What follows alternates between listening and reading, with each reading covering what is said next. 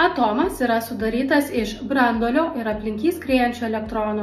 Branduolys yra sudarytas iš protonų ir neutronų. Elektronas – neigiamą krūvį turinti dalelė, protonas – teigiamą krūvį turinti dalelė, o neutronas krūvio neturi.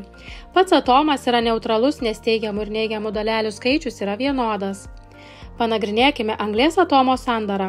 Periodinėje elementų lentelėje rasime du skaičius. Viršutinis skaičius vadinamas atominis skaičius arba eilės numeris.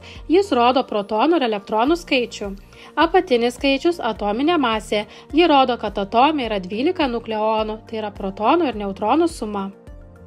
Kas yra izotopai? Panagrinėkime anglies izotopo elektronų, protonų ir neutronų skaičių. Anglies 12 izotope elektronų, protonų ir neutronų skaičius yra 6. Anglies 13 izotope elektronų ir protonų yra 6, neutronų yra 7. Anglies 14 izotope elektronų yra 6, protonų yra 6, o neutronų yra 8.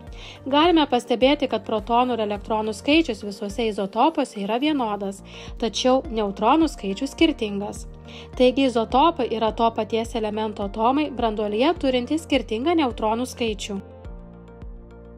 Izotopai pasižymi vienodomis cheminėmis savybėmis, nes cheminėse reakcijose dalyvauja elektronai, o branduolio sudėtis lieka nepakitusi.